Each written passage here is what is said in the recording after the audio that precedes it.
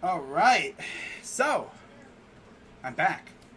Sure, a little bit later than I said, but I'm back. What's going on, everybody? Crazy Dog back with my second live stream of the day. And as you can see by the title, checking my phone for any late updates on, these hockey games or football news or whatever. But, yeah, pretty much it's time to talk about the Cavs. Season ended, what was it, last week? Mercifully. Yeah, mercifully ended at the hands of the Brooklyn Nets. But, looking back at it, how this season went this year, I will say it wasn't too bad. No, it wasn't too bad. It was actually fun. That's one of the things about it. It's like, yes, we're probably tanking, but it was fun. It was actually a lot of fun to watch this team play this year. And yeah, I really, really enjoyed it. I mean, last time LeBron left in 2011, that whole rebuild phase, that sucked. We didn't have a guy like Colin Sexton to, watch grow. In fact, I'm going to look up our 2010, 2011 roster and stuff, and we're going to go through and see how that team looked gradually until he came back. Like, bro, the 2010, 2011 Cavs team was bad. Byron Scott was the head coach. And you look at this team, bro, like, they had nobody. Literally, they had nobody. They had nobody on the level of a Colin Sexton. I think our starting five at one point was freaking, who was it? Like, I know, like, after a certain time, I think it was, like, Baron Davis. I think Boobie Gibson did get some minutes at times. Alonzo G got minutes. Bro, Alonzo G. Oh, my God. J.J. Hickson, Ryan Hollins, Antoine Jameson, Anderson Varejao, Mo Williams. Like, oh, my God. That team is just, that's an ugly, ugly lineup. Ugh. That's a lineup that looks like it's not going to win 30 games. And this team only won 19 games that year. And of course, the next season after that, 2011, 2012, win 21 games. And, we had, again, not a very good team. Antoine Jameson, we got Kyrie Irving. That's cool. Yeah, Kyrie, woo, let's go, But again, did nothing. 21 wins. Ooh, yeah. Finished fifth in this freaking Central. Trash. Then 2012, 2013 came around. 24 and 58. So you notice the wins are starting to go up. And again, team doesn't look too bad this time around. Kyrie's there. Gibson, Boobie Gibson, Alonzo G's not trash. CJ Miles was hitting threes like crazy. Sean Livingston, remember him? Yeah, Maurice Spates, Double T, of course, Varejao, Waiters, Zeller, all that good stuff, Wayne Ellington, remember that? We, got, Wayne Ellington, Sean Livingston, and Maurice Spates late in the year, and then they all left. Isn't that crazy? But, the team wasn't trash. 24 wins, still trash, but, it was, yeah. 12-13 came around, or 13-14 came up. Mike Brown was the coach. Yeah, we brought him back for a second go-around, and we weren't the worst team in our division. Finished third in the Central. 33 wins, too. How about that? So we were gradually getting better. Gradually. Seth Curry, Dellavedova, Luol Deng, Spencer Hawes, Irving, Jack, CJ Miles, okay, Tristan Thompson, Waiters, Zeller, all that good stuff. 33 wins. Not bad. Third in the Central. Good job. Gradually getting better, which means, but at this rate, give him another 3 years and we'll probably be over 40 wins or so. Maybe 50 wins. But then something big happened. The next year, LeBron came back. We skyrocketed to 53 wins. made the NBA Finals. The next year, 57 wins, win the NBA title. 16-17, 51 wins, losing the finals. 17-18, 50 wins, losing the finals. And then LeBron leaves, and we go back down to 19-63, and once again, we fire our coach, and we bring in Larry Drew. And, yeah, the team at least had a young player in Colin Sexton, but other than him, I mean, you just had the remnants of the finals teams, mainly, you know. Had some decent, like, role players, like Kyle Korver was still there, Brandon Knight, Rodney Hood, George Hill, Channing Frye, who was, I think, retiring after that year. Clarkson was still there, Marquise Chris, Burks, you know, you had Cameron Payne, Chetty, Nwaba, Larry Nance, McCaw, Love. Like I said, the remnants of the finals teams. Then 2019-2020 happens. We go 19-46, and again hire a new coach, John Beilein. He leaves after the All-Star break because I guess he just was done with it, you know. And we wind up going with JB Bickerstaff for another 11 games, and then the season gets postponed, and our season's over. Yeah, nice. Lovely. Lovely. Yeah. And then, of course, this year. 22-50. And 13th in the East. Yeah. Not fun. Not fun at all.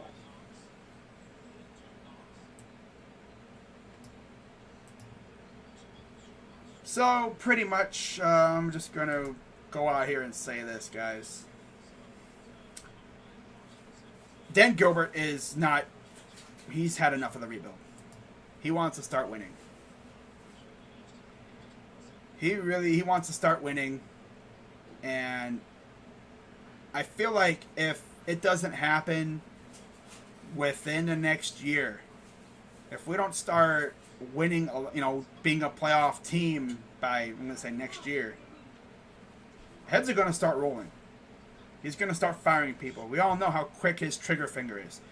The quickest trigger finger used to belong to Jimmy Haslam. But now Jimmy's like, I'm going to chill. I'm going to take a step back. I'm going to chill. And I'm going to see how this thing goes. Now the trigger finger, or quickest trigger finger, goes to our old friend Dan Gilbert. Dude literally goes through GMs like crazy. So, yeah.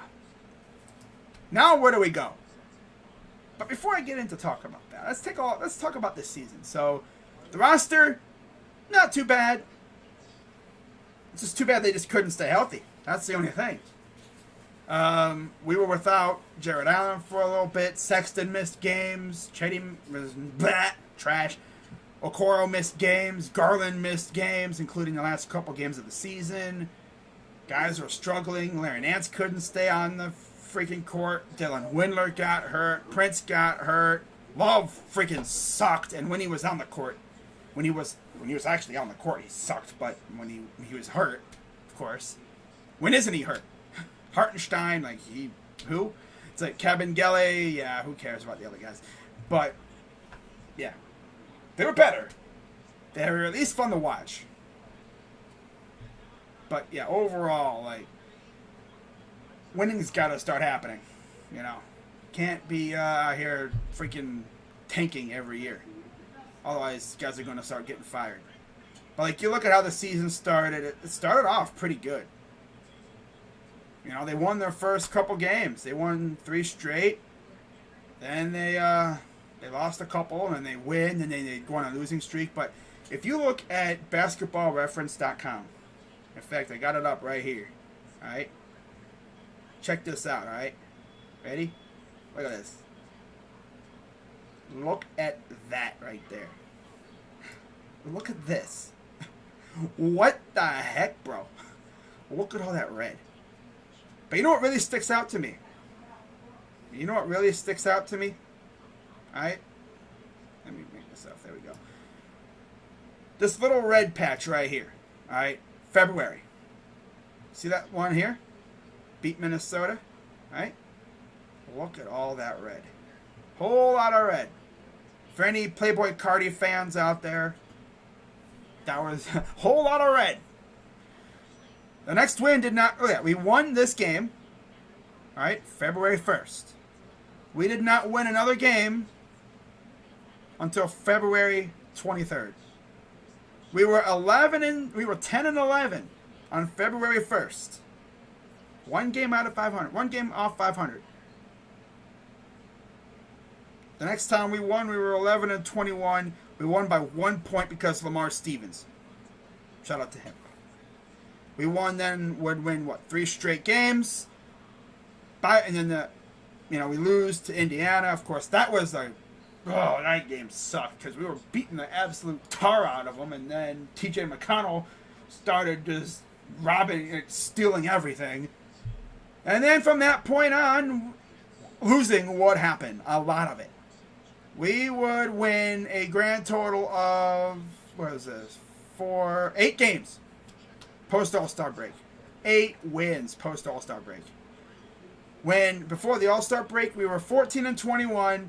We end the season 22 and 50. Isn't that crazy? We won a grand total. We were, remember, February 1st, 10 and 11. After the season, 22 and 50. 12 wins from February 1st until the end of the year in May. It's crazy. But then you look at how we did, in 2021. Of course, we didn't really play that many games in 2020. Only 3 games. Hey, guess what, guys? We went 3 and 2. Yeah, we went 3 and 2 in 2021. We finished the year 3 and 2, the season, like the previous season, year, calendar year. We were 1 and 0 in freaking 2021. 2020. We finished 2020 3 and 2. And then we proceeded to just look like absolute garbage in 2021. This team went from looking great to sucking real quick. Like, there was times where this team looked like they were going to be a legit play-in contender. People were actually coming to terms with the fact that the Cavs might actually be going to the play-in this year. By the way, I love the play-in. Whoever came up with that idea, you deserve a raise. That was a genius idea. If it's Adam Silver, well, damn, dude, you actually came up with something good. Nice. I wonder if David Stern would have thought of that. David Stern's probably up in heaven saying, damn, I should have thought about that. Why didn't I think of that? He's looking at all the other commissioners, up there, and he's looking at them like, why didn't I think of that? And they're like, I don't know. Dang. Why didn't you think of that? Think of all the teams that would have been in that if this would have been around in years past. Think about all those teams that nearly missed the playoffs that would have been in the play-in. But I like that idea. I don't know if they're going to keep it. I think they should. Maybe give it another year or two. A full 82-game season with a play-in and see what happens. Ooh, because that makes things more fun. Of course, you have teams actively tanking to avoid teams, but that's their problem. That's their choice.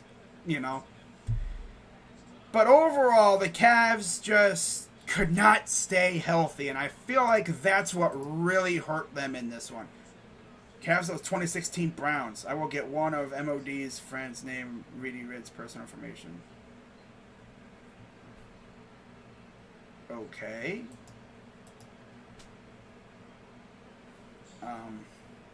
Okay. So you're gonna dedox somebody. Okay.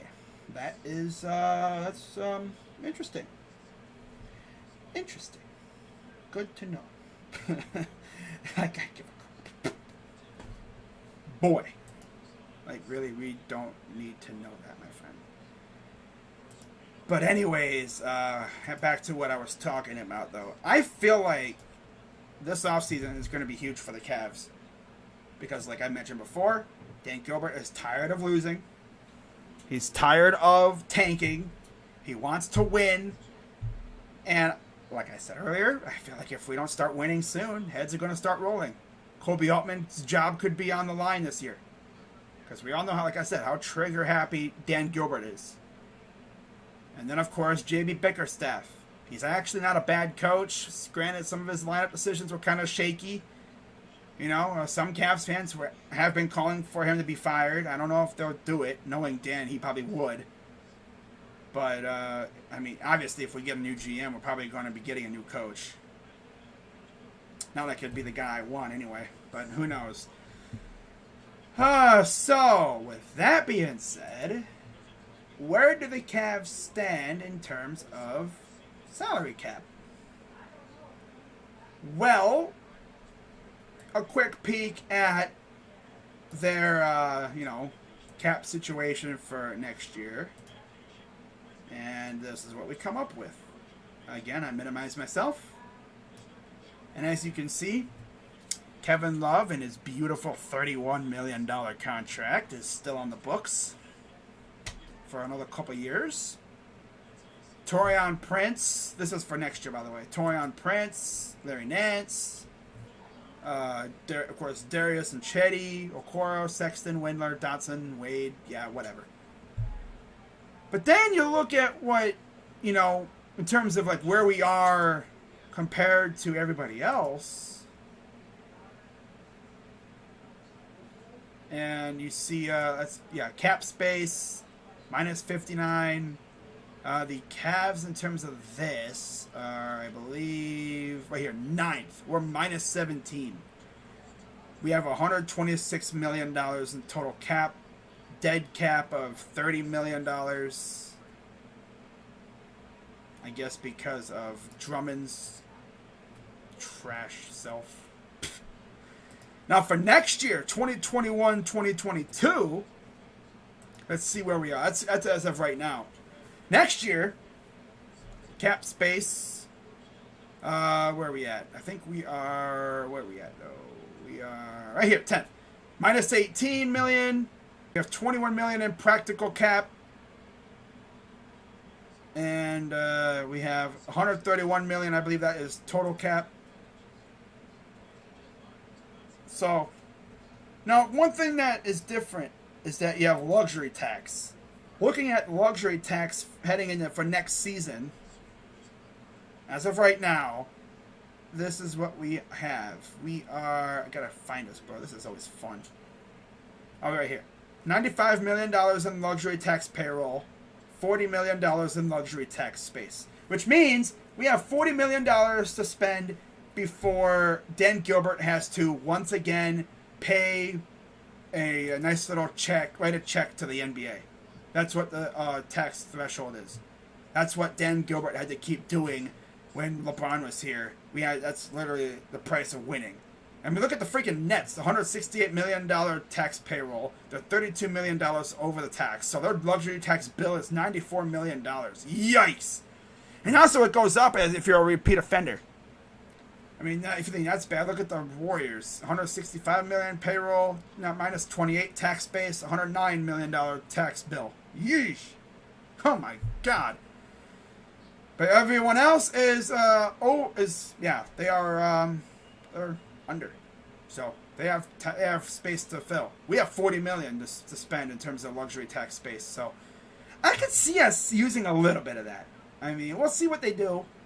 If there's any positions I could see us going after in free agency, my guess is probably a backup point guard, because Dellavedova ain't going to cut it. Maybe a power forward or something. I don't know. It'll be interesting to see what they do. But yeah, that's what's going to be fun about this summertime, and I'm really excited to see what we have in store. But now it's time to wrap this baby up with one more thing. And if you are, if you're familiar with how the draft works, they have a lottery next month. I think it's June 22nd. And that's essentially when we'll find out where we're picking. And I've done these. I stream the draft lottery whenever we're in it, and of course we're going to be in it again this year. And this is what it looks like right here. So I'm going to minimize myself, make myself a little bit bigger. There we go. Make myself right there. There we are. So as you can see, this is the draft order. So we have the fourth best odds, tied with Oklahoma City, Orlando, Detroit, and Houston. You see Minnesota would lose their pick to Golden State. I know Rocha would love that, having another top 6 pick or so. Toronto, New Orleans, Sacramento, Chicago would lose their pick to Orlando, Charlotte, San Antonio, Indiana, and Memphis. And of course, these teams are all in the play-in, so they're good to go. They're officially in the lottery. These guys are in the lottery. Now the Warriors, they're obviously not, because they're amongst the 7-8 seed. Yeah. Well, they'll be playing for the 8th seed. I don't think they would be in. They're not even in the lottery to begin with. Could you imagine if they somehow ended up with 2 lottery picks? That'd be crazy. Of course they would. And then have them both be like top 10. Bruh, what? But no, let's do a couple. Let's do a couple runs through here. All right. So the first sim lottery. Let's do 5 simulations. Let's see where we end up. See if we get any first overall picks. I've done a couple of these with the Blue Jackets, and I did wind up with a number 1 overall. So let's see. First sim. Okay, Rockets get first. Toronto gets second. We get third. OKC fourth. Detroit fifth. Orlando gets sixth. Minnesota would get 7th, so Golden State would take the pick. New Orleans, and then Sacramento. Orlando would take the 10th pick. Charlotte, San Antonio, Indiana, and Memphis. Okay, I would take third all day long, because again, it would guarantee us a top 5 player. I wouldn't be mad with a top 5 pick this year. Not as mad as I would have been in years past, because this is a very stacked top 5 in the draft. Let's do another round. Okay. OKC gets the first overall pick, and I know Thunder fans would probably throw a parade for that. As they get Cade Cunningham. We'd probably wind up with Bagley. Or no, why do I keep saying Bagley? Literally, I keep forgetting my dude's name out of USC. I don't know why I keep forgetting him. But yeah, probably him. Maybe Kuminga. That would be great. But Orlando gets number 2. OKC would actually take Houston's pick. So they would have 2 picks in the top 5 if this happened. Bro, 2 top 5 picks for OKC? Wow, that would be nuts. Woo-wee, baby, that would be crazy. Man, and then Minnesota would lose their pick to Golden State. Chicago would lose their pick to Orlando. That'd be nuts. All right, next, so OKC and Houston. Orlando gets this pick. Ooh, we dropped the 6. That would be typical Cavs right there. Typical Cavs. Number 1 pick. How about that? Yeah. If this were to happen, bro, you bring in Cade Cunningham. I mean, yeah, if we get the number 1 overall pick, it's probably going to be Cade. I don't think you take anyone else there other than Cade unless, you really, really want somebody else. But, yeah, it's whatever there. Let's do one more go-round. Detroit. I know some Detroit fans on Twitter, and they would probably love that. We get 4th, so I wouldn't be too mad with that. As long as we get a top 5 pick, I wouldn't be mad. Sure, I want Cade, and that would just mean that we would once again lose out on another top prospect. But hey, a top 5 pick is dope, though. As long as we don't mess it up. That's the only thing, But that is, let's do one more go round. Real quick. Houston. Oh, we get number 2. How about that? Look at that. We get number 2 picks. So still, that's dope. Top 3 pick would be amazing. Top 5, that's cool. Anything after that, I'd just probably throw a freaking fit. Of course, basketball gods do not like us. We have the worst luck. when it comes to this stuff nowadays. Because remember, we had the first pick, 3 times when LeBron first left. And then he comes, and then he comes back, and then he leaves again, and now we can't do crap. And yet we're consistently one of the worst teams at this rate. I just be like, bro, stop tanking. The basketball gods hate us. Just stop.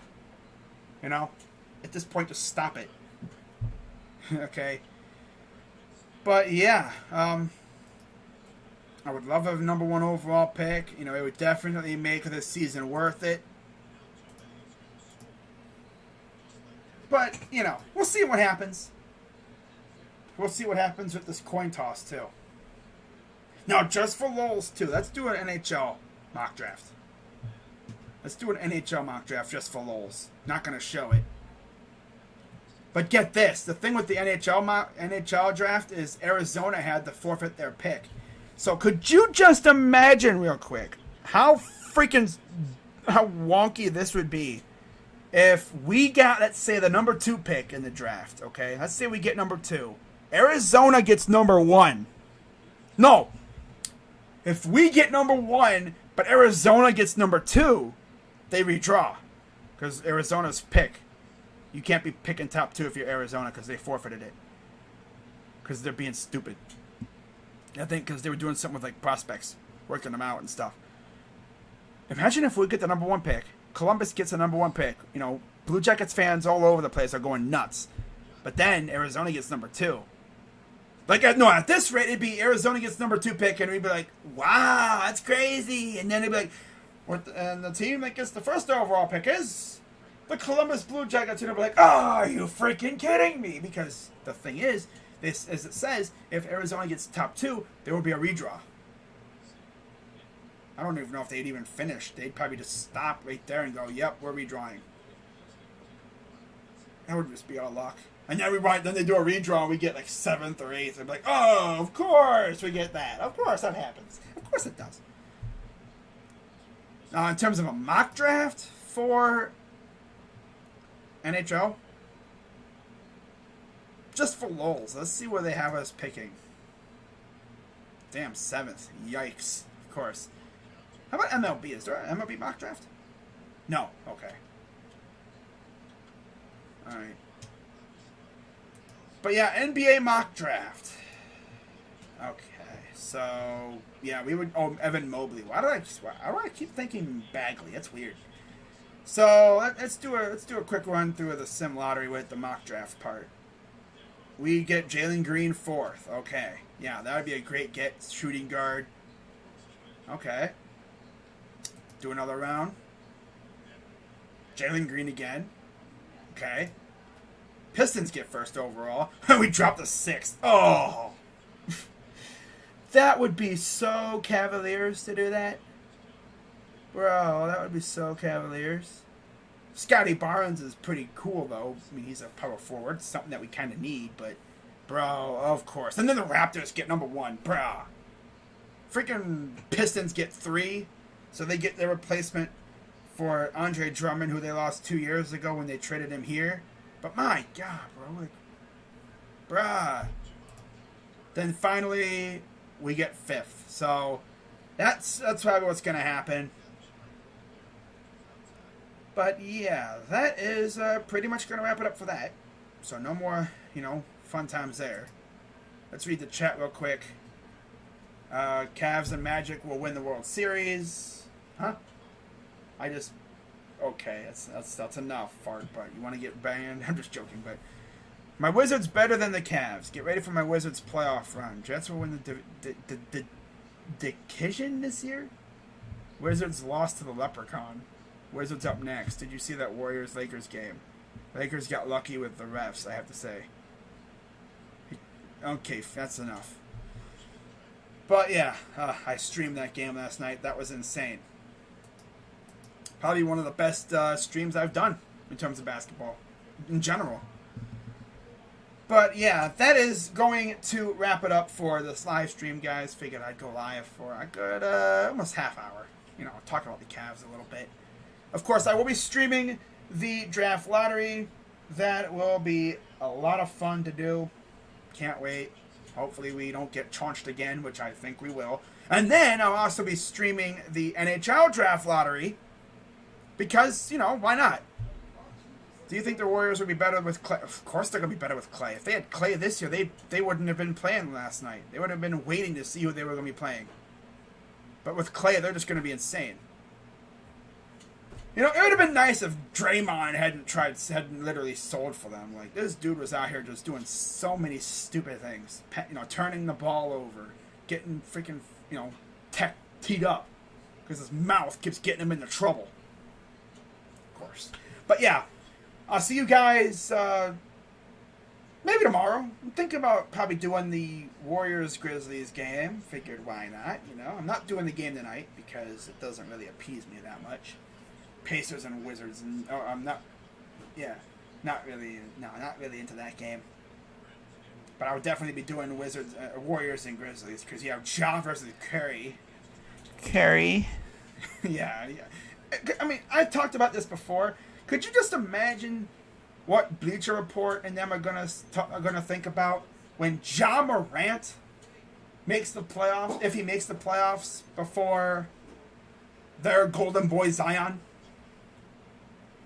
Like, imagine that. You're a golden boy, the guy that you've been, for the past couple of years. Like, they've been going crazy with that. Yeah, they've been doing. I just watched myself on the freaking replay. It's hilarious, but they've been doing that hardcore to the poor kid. He's only been in the league for a couple of years, and they are just pushing all kinds of Zion content out on the people, man. Like, this dude could freaking sneeze on the court, and Bleacher Report and all these NBA Instagram pages be posting like, "Oh my God, Zion did this on the court," and it just shows them, "Achoo!" It's like he just sneezed on the court. Like, they be posting Zion content over a freaking Colin Sexton 30-ball drop or something, like. Freaking Okoro could drop 35 points in a game, which I think he had like a 30-point game this year, I think. Let's post Zion instead. Or even LaMelo. Like, Bleacher Report just straight up picks and chooses who they'd be going hard for, freaking Zion and LaMelo. And the thing is, neither one of them are in the playoffs. That's tough, man. Oh my God. Yeah, they're too much on social media, But I like Ja. But do I hate Curry? No. Do I think anyone can stop the Nets? Yes. There are teams that can stop him. Stop them. I mean, come on. They're not unbeatable. But we'll see what happens. I'm going to be streaming quite a few Nets games. Nets Pacers should be fun, though. That'll be a fun series to do. Well, not Nets Pacers. Who are they facing? Yeah. Right? Why did I'm literally going nuts right now. Let's see. Yeah, it's Nets Pacers. No, it's Celtics Pacers. That's even better. That's right, yeah. Celtics Pacers. That's right. Still, Celtics Pacers. That's even better. Jason Tatum without Jaylen Brown, no? Against KD and Kyrie? Dude, don't sleep on Tatum. That dude just went out and dropped 50 in the playing game against Russ. I wouldn't doubt him if he just carried the freaking Celtics himself. Although you have Kemba, you have Marcus Smart, but without Jaylen Brown, it's going to be tough. Especially against Harden, Kyrie, and KD. But if I had any rooting interest, I'm probably going to... If I had to pick I'm going to make my predictions probably after... I might do my playoff predictions probably after tomorrow's game. Yeah. Probably before the playoffs start, so probably like early that afternoon or something. Or tomorrow. Sometime tomorrow I'll make my prediction. I'll probably go live or do my predictions afterwards or something. But, yeah. So, right now, we have Lakers-Suns. That'll be a bomb series. I can't wait to stream those games. Oh, wow. Brooklyn-Boston's going to be dope. Of course, the whole Billy King, was it Billy King trade there that sent Ray Allen and company? No, not Ray Allen. KG and Paul Pierce to Brooklyn. Gave the Celtics like 20 picks. Ruined the Nets' future for a while. Yep. One of those picks was actually sent to us in the Kyrie trade, and that pick became Colin Sexton. So if you really think about it, Spencer Dinwiddie cost us probably a top 5 pick. Because, you know, we had to rely on the Nets being trash. And, of course, they were trash, but they weren't trash. Stupid Spencer Dinwiddie. Now imagine how funny it'd be if Spencer Dinwiddie somehow came to the Cavs next year. Oh, wow. How the turntables. Hello, Spencer. You cost us a chance at a better pick, but we got Colin Sexton because of you. We got Colin Sexton because of you. Oh, man.